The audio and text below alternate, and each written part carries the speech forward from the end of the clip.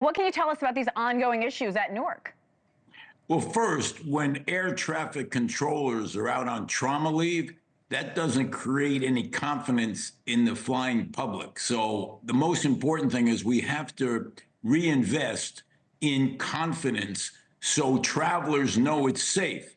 Now, Sean Duffy is now actually taking the bull by the horns. Now, he's a Jersey guy, so he knows how important Newark is to the metropolitan region. And the chairman of the Port Authority is Kevin O'Toole. So now both of them are fully engaged. Now, one thing good about government is they're good in a crisis. The bureaucracies are really not that great historically, but when the leaders take charge, which Sean Duffy's doing now, I think we're on the right path. Now, in addition, we should bring in military controllers because we know shortages of air traffic controllers are a problem. We need to incentivize these air traffic controllers to actually want to stay on the job, and we have to make sure the technology works. In the meantime, we have to immediately ensure confidence in the traveling public before they lose confidence. This hub is too important to New Jersey, and that's why all hands are on deck right now. I think these ideas are great, but currently, Senator, what is local government doing to ensure people can rely on such a busy airport at Newark? Well, I can tell you that there's no way the FAA is going to allow planes to leave unless it's safe. And I think, you know what's really scary? When an air traffic controller tells a pilot, hey, it's time to lobby your company.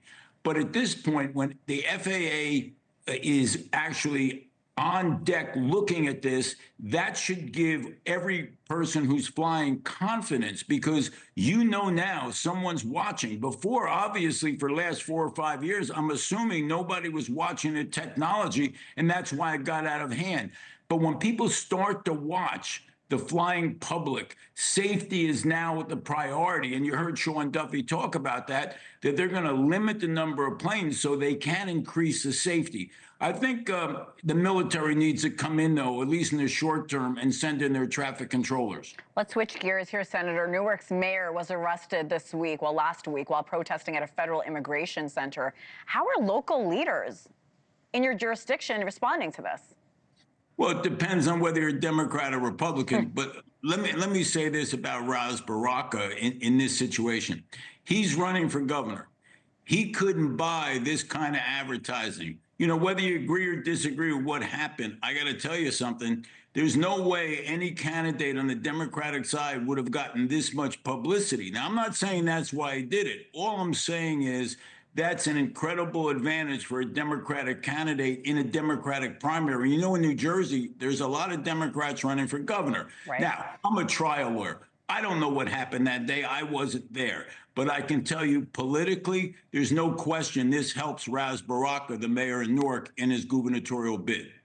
The Trump administration warning they may come after other New Jersey officials who were at the Delaney Hall facility when this happened, that video we've been showing our viewers. Do you expect more arrests to come?